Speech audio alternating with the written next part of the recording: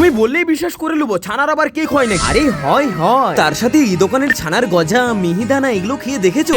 এখন আমি চলে এসেছি বিষ্ণুপুরের একটি বিখ্যাত মিষ্টির দোকান, চঞ্চলের মিষ্টির দোকান। তোমাদের মধ্যে একজন আমাকে কমেন্টে জানিয়েছিল যে এই মিষ্টির দোকানটা এক্সপ্লোর করার জন্য। আর এই দোকানে এসে এত ধরনের মিষ্টি দেখে আমি নিজেও তো অবাক। সব থেকে ভালো ব্যাপার হলো এই দোকানে তোমরা 12 মাসে মিহিদানা এবং সীতাভোগ পাবে। আর আমাদের বিষ্ণুপুরের ঐতিহ্য মতিচুরের লাড্ডু তো বিরাজমান রয়েছে, আর একদম পিওর ছানা এবং দেশি ঘির তৈরি এই ছানার গজাটা তো আমাকে সব থেকে বেশি আকর্ষিত করলো এই ছানার কেক। তো আমরা প্রায় 20 টাকা মাপের মতো কেকটি নিয়েছিলাম, আর তোমরা চাইলে এর থেকে বেশিও নিতে পারো। তো শেষমেশ কেকের প্লেটটাও হাতে পেয়ে গেলাম। হ্যাঁ, একদম পুরো দেশি ঘির সুগন্ধ পাচ্ছি বন্ধুরা, আর ভেতরটা একবার লাগছে দেখো। চলো ভোজন সম্পূর্ণ করা যায়। কি বলবো বন্ধুরা, সত্যি একদম পুরো লেভেল। আর চোখের সামনে মিহিদানা থাকবে, আমরা কখনো টেস্ট করবো না হয় না? এই খাবারটাই যদি না আমি টেস্ট করি তাহলে আমি কিসের বাঙালি? আর সত্যি বলতে বন্ধুরা এই খাবারটির কোনো তুলনাই হয় না। দাদা তোমার দোকানে স্পেশাল কি কি পাওয়া যায়? ল্যাংচা, মতিচুর লাড্ডু, ছানার গজা, ছানার কেক, তোমার হচ্ছে গোলাপ জাম, মইচা।